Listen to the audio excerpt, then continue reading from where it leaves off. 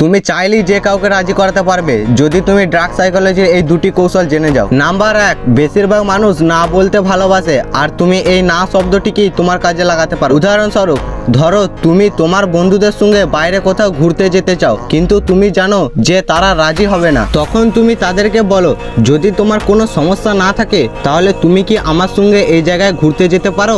90% সম্ভাবনা থাকে যে সে বলবে না, কোনো সমস্যা নেই। এখানেই হলো আসল রহস্য। এক্ষেত্রে সে তোমাকে না বলতে গিয়েও হ্যাঁ বলে দিয়েছে। নাম্বার 2, যদি তুমি কোনো গ্রুপে নিজের আধিপত্য বিস্তার করতে চাও তাহলে শান্ত আর চুপ থাকো, কিন্তু এমনও না যে সব সময় চুপ থাকবে, তাহলে যে কোনো মানুষ তোমাকে বোকা ভাবতে শুরু করবে। তাই নিজেকে বেশিরভাগ সময় শান্ত রাখো এবং প্রয়োজনের সময় এমন কিছু বলো যেটা খুবই ইম্প্যাক্টফুল, তাহলে সেই গ্রুপে তোমার মূল্য অনেক বেড়ে যাবে। আর এই জিনিসটাই তোমাকে ওই গ্রুপের সব থেকে আলাদা এবং প্রভাবশালী করে তুলবে। এর ফলে তুমি সহজেই নিজের কাজ করিয়ে নিতে পারবে। আর হ্যাঁ, এরকমই পাওয়ারফুল ভিডিও দেখার জন্য আমাদের চ্যানেলটি সাবস্ক্রাইব করতে পারো।